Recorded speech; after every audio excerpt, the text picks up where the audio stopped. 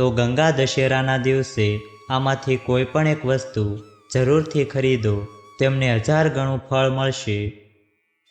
હિન્દુ પંચાંગ મુજબ જેઠ મહિનાના સુદ પક્ષની 10મી તિથિએ ગંગા દશેરાનું પર્વ ઉજવવામાં આવે છે. આ વર્ષે ગંગા દશેરા 16 જૂન અને રવિવારના દિવસે છે. આ દિવસે માતા ગંગા સ્વર્ગથી પૃથ્વી ઉપર આવ્યા હતા. આ દિવસે ગંગા નદીમાં સ્નાન કરવું, દાન કરવું અને ઉપવાસ રાખવાનું ખાસ મહત્ત્વ છે. માંગલિક કાર્યો માટે પણ આ દિવસ ખૂબ જ સારો માનવામાં આવે છે અને જીવનમાં ચાલી રહેલી પરેશાનીઓમાંથી પણ મુક્તિ મેળવી શકાય છે. ગંગા દશેરાના દિવસે કેટલીક એવી વસ્તુઓ છે જેને ખરીદવાથી વ્યક્તિ શુભ ફળ પણ મેળવી શકે છે. ચાલો જાણીએ કે ગંગા દશેરાના દિવસે કઈ વસ્તુ ખરીદવી જોઈએ, સાથે જ કઈ વસ્તુનું દાન પણ કરવું જોઈએ. એ સંપૂર્ણ માહિતી જાણીએ તે પહેલાં આ વિડીયોને લાઈક કરજો, ચેનલને પણ જરૂરથી સબસ્ક્રાઈબ કરજો અને કોમેન્ટ બોક્સમાં જય માતા ગંગા જરૂરથી લખજો અને વિડીયોને છેલ્લે સુધી જોતા રહેજો. નંબર 1 છે ગોળ. ગંગા દશેરાના દિવસે ગોળ ખરીદવો શુભ માનવામાં આવે છે. એવું માનવામાં આવે છે કે ગંગા દશેરાના દિવસે ગોળ ખરીદવા અને વેચવાથી પુણ્ય અને સમૃદ્ધિ મળે છે. બીજી તરફ ગંગા દશેરાના દિવસે ગોળ ખરીદીને સૂર્ય ભગવાનને અર્પણ કરવાથી કીર્તિ મળે છે. તમે ઈચ્છિત પરિણામો પણ મેળવી શકો છો. નંબર 2 છે સાવરણી.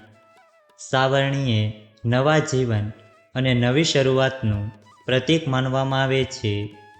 ગંગા દશેરા પર સાવરણી ખરીદવી અને તેને તમારા ઘરે લાવવાથી સૌભાગ્ય વધારવાનું માનવામાં આવે છે. ઘરમાં સાવરણી લાવવાથી સકારાત્મક ઉર્જા આવે છે. ગંગા દશેરા પર સાવરણી ખરીદીને તમે તમારા ઘરમાં દેવી લક્ષ્મીના આગમનને આમંત્રણ આપી શકો છો. એવું પણ માનવામાં આવે છે કે સાવરણી ખરીદવાથી પાપોનો નાશ થાય છે અને પુણ્ય ફળની પ્રાપ્તિ થાય છે. નંબર 3 છે નવા કપડાં. ગંગા દશેરાના દિવસે નવા વસ્ત્ર ખરીદવા ઉત્તમ માનવામાં આવે છે. નવા વસ્ત્રોને નવા જીવનનું પરિબળ માનવામાં આવે છે. એવું માનવામાં આવે છે કે જે વ્યક્તિ આ દિવસે નવા કપડાં ખરીદે છે તે પોતાના જીવનમાં ચાલી રહેલી પરેશાનીઓમાંથી મુક્તિ મેળવી શકે છે. તમને શુભ પરિણામ પણ મળી શકે છે. ચાલો હવે જાણીએ કે માતા ગંગાને ભોગમાં શું ચડાવવું જોઈએ. નંબર 1 છે પતાસા. માતા ગંગાને પતાસા અર્પણ કરવા શુભ માનવામાં આવે છે. તેને અર્પણ કરવાથી માતા ગંગા પ્રસન્ન થાય છે અને તેમના આશીર્વાદ મળે છે. તમે જીવનમાં ચાલી રહેલી સમસ્યાઓમાંથી પણ રાહત મેળવી શકો છો. તેથી ગંગા દશેરાના દિવસે માતા ગંગાને પતાસા અર્પણ કરો. નંબર 2 છે ગોળ.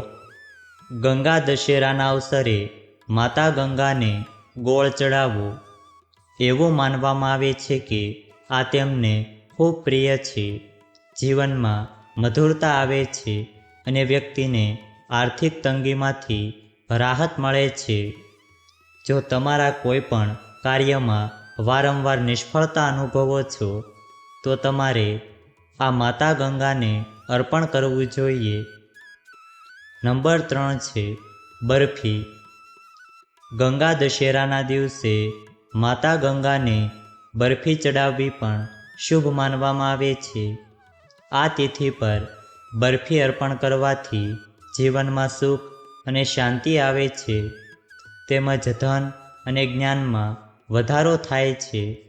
તેની સાથે જ વ્યક્તિને મોક્ષ પ્રાપ્તિનું વરદાન પણ મળે છે. નંબર 4 છે તલના લાડુ. ગંગા દશેરાના દિવસે દેવી ગંગાને તલના લાડુ અર્પણ કરવા ખૂબ જ શુભ માનવામાં આવે છે. આવી સ્થિતિમાં સવારે ઉઠીને સ્નાન કરો. આ પછી વિધિ પ્રમાણે દેવીની પૂજા કરો. ત્યારબાદ તેમને તલના લાડુ ચડાવો. આમ કરવાથી પિતૃદોષમાંથી મુક્તિ મળશે. સાથે જ માતા પ્રસન્ન થાય છે. નંબર 5. સફેદ મીઠાઈ. ગંગા દશેરાના દિવસે માતા ગંગાને સફેદ મીઠાઈ અર્પણ કરો. માતા ગંગાને સફેદ મીઠાઈ ખૂબ જ પ્રિય છે. સફેદ મીઠાઈને શાંતિ અને સમૃદ્ધિનું પ્રતીક માનવામાં આવે છે. તેથી તેને અર્પણ કરવાથી જીવનમાં સુખ અને શાંતિની પ્રાપ્તિ થાય છે. તે જ સમયે વ્યક્તિને ઘરની તકરાર અને પરેશાનીઓમાંથી પણ રાહત મળે છે. ચાલો હવે જાણીએ કે ગંગા દશેરાના દિવસે કઈ વસ્તુનું દાન કરવું જોઈએ. નંબર 1 છે અન્નનું દાન. શાસ્ત્રોમાં કહેવામાં આવ્યું છે કે ગંગા દશેરાના દિવસે માતા ગંગાની પૂજા કર્યા પછી જરૂરિયાતમંદોને અન્નદાન કરવું જોઈએ. આ દિવસે અન્નનું દાન કરવાથી ઘરમાં સુખ અને સમૃદ્ધિ આવે છે. ઘર હંમેશા ધન અને ધાન્યથી ભરેલું રહે છે. નંબર 2 છે ગંગા દશેરાના દિવસે વિવાહિત સ્ત્રીઓએ શૃંગારની 10 વસ્તુઓનું દાન કરવું જોઈએ. આ સિવાય ગંગા દશેરાના દિવસે હાથપંખો, સત્તુ અને ઘડાનું દાન કરો અને શરબત પણ પીવડાવો. આમ કરવું ખૂબ જ શુભ અને ફળદાયી છે. નંબર 3 છે કપડાનું દાન. માતા ગંગાનો પ્રિય રંગ સફેદ છે. આવી સ્થિતિમાં ગંગા દશેરાના દિવસે કોઈ પણ જરૂરિયાતમંદ વ્યક્તિને સફેદ વસ્ત્ર દાન કરવા જોઈએ. આ દિવસે સફેદ વસ્ત્રોનું દાન કરવાથી પારિવારિક મુશ્કેલીઓ દૂર થાય છે અને ઘરમાં શાંતિ રહે છે. નંબર 4 છે માટીના વાસણ. ગંગા દશેરાના દિવસે માટીના વાસણનું દાન કરવું શુભ માનવામાં આવે છે. આ માટીના વાસણને કોઈ પણ જરૂરિયાતમંદ વ્યક્તિને દાન કરવામાં આવે તો વધુ લાભ થાય છે. જો તમે ઈચ્છો તો કોઈ પણ મંદિરમાં માટીના દીવા કે માટલાઓનું દાન પણ કરી શકો છો. નંબર 5 છે ફૂલોનું દાન. શાસ્ત્રોમાં કહેવાયું છે કે ફૂલનું દાન વાસ્તવમાં દાન નથી, પરંતુ ફૂલોનું દાન એટલે કે ફૂલ ચડાવવું. આવી સ્થિતિમાં ગંગા દશેરાના દિવસે માતા ગંગાને તરતા ફૂલ ચડાવો. તેનાથી ગ્રહદોષ દૂર થાય છે. નંબર 6 છે ફળોનું દાન કરવું.